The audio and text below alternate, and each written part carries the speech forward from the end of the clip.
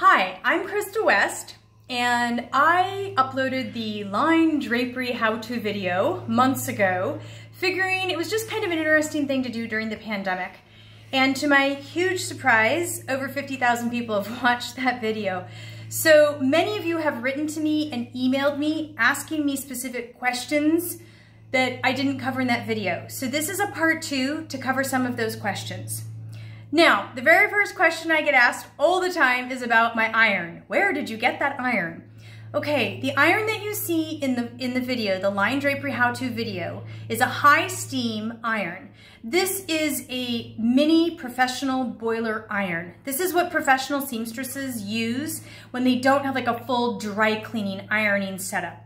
If you do a lot of ironing, if you're a seamstress and you iron, if you sew more than 10 hours a week, totally worth the investment. They run about $400 or $500. They're very expensive, but all the parts on them are all these little inexpensive, like $10 and $15 parts. My first boiler iron in use 30 to 40 hours a week lasted me 15 years. A home iron cannot touch them. They're incredible. I cannot remember where you can get them online, but if you just Google Hi-Steam, it's H-I Steam, and it'll be in the notes on this video. And they make a lot of different varieties and models, so you can choose what works for you. But the greatest thing about it, and why I like it for making line drapes, is it will keep the steam going for up to 8 hours, as long as the tank is full, so I don't have to stop and fill my iron. So that's a little bit about the iron. Now, the next question that many of you have asked about is how do I measure for drapes in the first place? Many of you have gone and gotten the free line drapery measurement sketch on the avliaembroidery.com website. That'll also be in the notes of this video. But I want to show it to you in real time so that we know what we're talking about, because there are some decisions you have to make when you're measuring about how you want your finished drapes to look, okay? So, this set of drapes is one of 4 windows in this room that are finished in this way. My home was built in 1923. And so when I decided to make the drapes for this room, and really for all the rooms in my house, I wanted to do it in such a way that it honored the history of the house and how it would have been done. The biggest decision I had to make was where to mount the drapery hardware. I'm gonna get up on a ladder. This is drapery hardware, okay? This is the drapery rod. This is the bracket right here, okay? And these are the finials, okay? Right here are finials, and these are drapery rings, okay? I'm gonna take that curtain off. That's a drapery ring, okay? Great. Now, I splurged and I got, this is actually wrought iron drapery hardware, because that's really similar to what would have been in the house. And because I saved so much money making my own drapes, I was able to splurge on the hardware. Now you'll notice that when we mounted these, we kept, the bracket is mounted into the fascia board of the window. This is the historical finish for most historical homes, like homes predating 1940. This is what was designed, because this wall here is concrete plaster. If you try to put drapery hardware into that wall, it's gonna come out, and it's gonna take a great big chunk of the wall with it, which is a real problem. So if you can, try and mount your drapery hardware on the fascia board, the moldings surrounding the window, because this is wood, or even if you're in a newer home, it'll be MDF, medium density fiber board. So it means that you do not have a lot of what's called stack back, okay? Now, let's talk about that for just a second. If you decide, if you're in a newer home, or say you have really awesome sheetrock walls that you can go into, and you want to mount a drapery rod out farther, you can actually use that as a really wonderful effect, particularly if you have a small window. By mounting your drapery hardware out farther, and when I say mounting the drapery hardware, I mean taking the bracket. If this bracket were to be mounted out here with the finial extending farther, it would make the window look even bigger, because your draperies would push back and be here as opposed to here where mine are. So that's really just a personal decision you have to make, but be aware that drapery hardware can be quite heavy and drapery panels are heavy. So don't just go willy-nilly putting the drapery hardware any old place and thinking you can just put a nail in the wall. That will not work. You'll actually damage your walls. So you want to consider that. If you're great with sewing and you're not handy with this sort of thing, hire an odd jobs person to put up your drapery hardware. Now, these drapery rods are actually completely custom made for my windows. They're from the Finial Company, is what it's called, yeah. And usually what you do is you order the drapery rod cut to the size you want, then you order the finials you want, those screw on, and then you order the brackets you want, and then you order the drapery rings, however many of those you need. So it's kind of a modular system. If you just go to, say, Target or Fred Meyer's or Home Depot or Lowe's and you're looking for less expensive drapery hardware, you'll probably find the kind that has an adjustable rod. That works great too. It's a great solution if you're on a budget, or if you're someplace where you don't want to invest a lot, maybe you're in a rental or something like that and you don't want to invest a lot. They've come so far now with inexpensive, really nice looking drapery hardware. Those will oftentimes come as a kit with the brackets and the finial and then an adjustable rod. The biggest thing with an adjustable rod that you need to know is that if your rod has to expand more than, say, about 3 feet, 40 inches, 44 inches at the max, you're going to need a center support of some kind. One of the reasons I chose wrought iron is that I did not have to. Wrought iron is so heavy and durable. I mean, this rod is so heavy. It weighs like basically 10 pounds. The rod, just the rod and the finials, not the curtains. That weight will not bow in the middle. That's part of why I chose them, so I don't need a center bracket on these windows, okay? So that's the drapery hardware portion. Now, moving along, the measuring portion. Where you measure.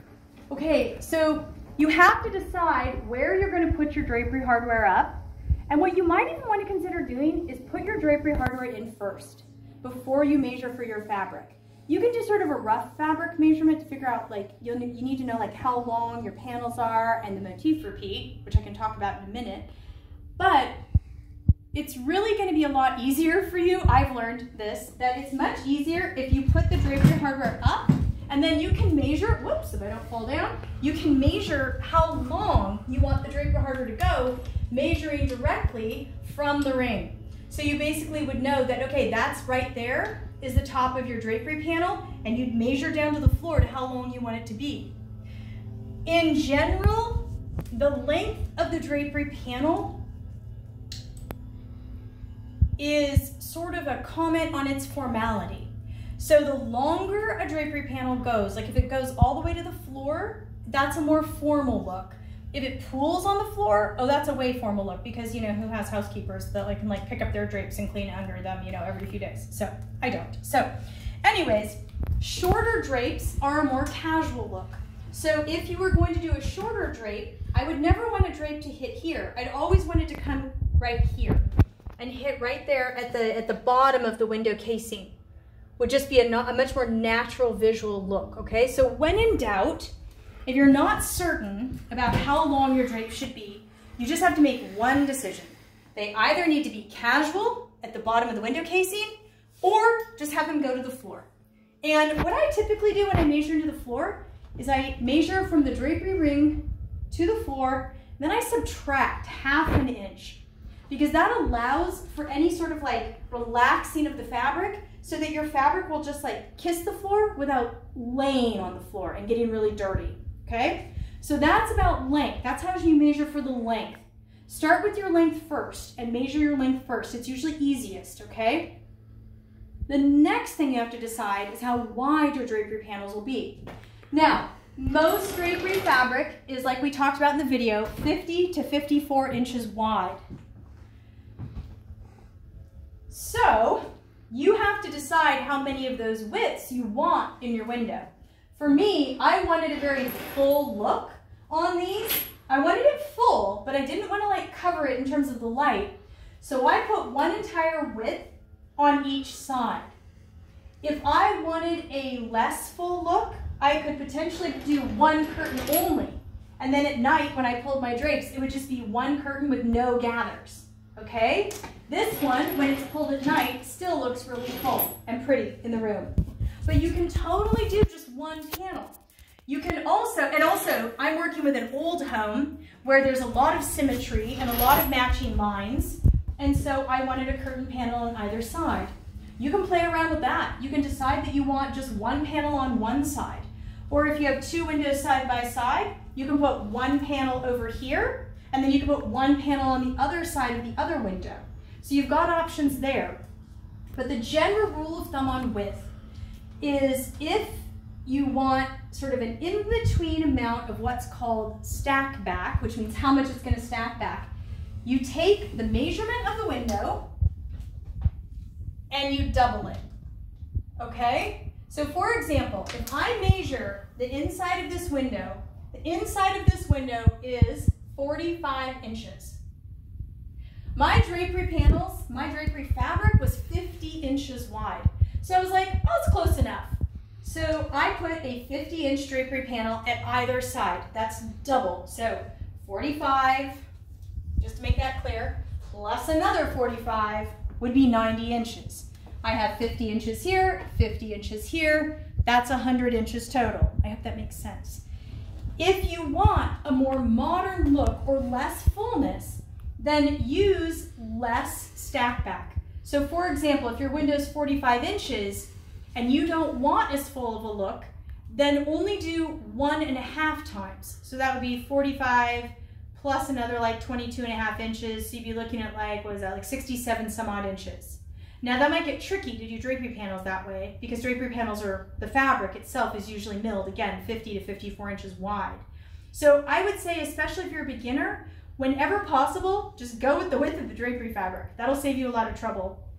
If you're trying to use 45-inch goods, 45-inch wide fabric, which is like cotton fabrics, cotton quilting fabrics, things like that, then just keep in mind that those will only work up to be about 40 inches wide when you finish them once you've worked drapery seams on the sides, which I cover in the previous video.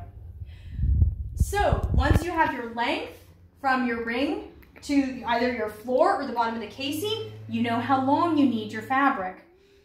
But the thing you have to factor in is what's called motif repeat. Now this fabric's a really excellent one to show you on this. There are motifs on this fabric, all over this fabric. The motif repeat is considered the distance from the middle of one motif to the start of the next middle of that motif. So this encompasses a full section of the fabric. And on this fabric, it's about 20 inches. So, for example, when I went to order this fabric, I knew that my motif repeat is 20 inches. I knew that with seam allowances and the length I wanted, I needed panels that were 96 inches long. But because my motif repeat is 20 inches, I had to round up to 100 inches when I went to factor in how much fabric to buy.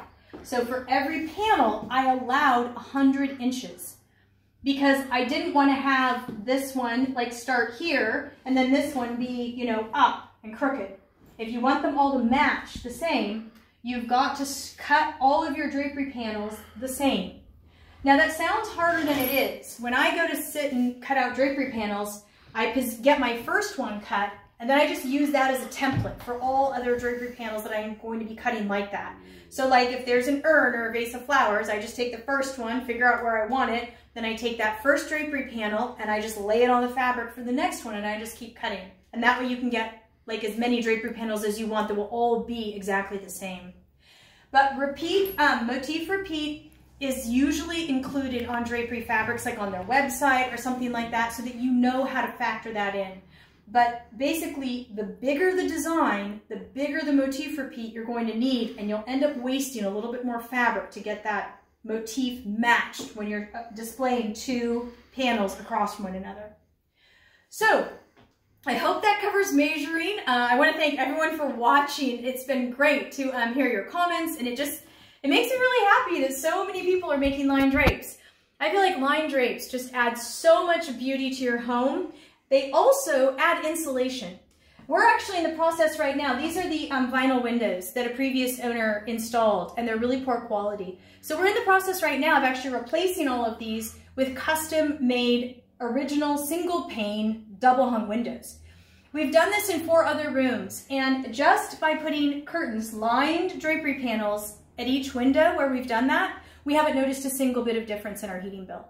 The R factor, the insulation factor of a lined drapery panel is almost that of, say, a modern vinyl window. So you know, fabric rules. So, thank you again for joining me. This is Krista West.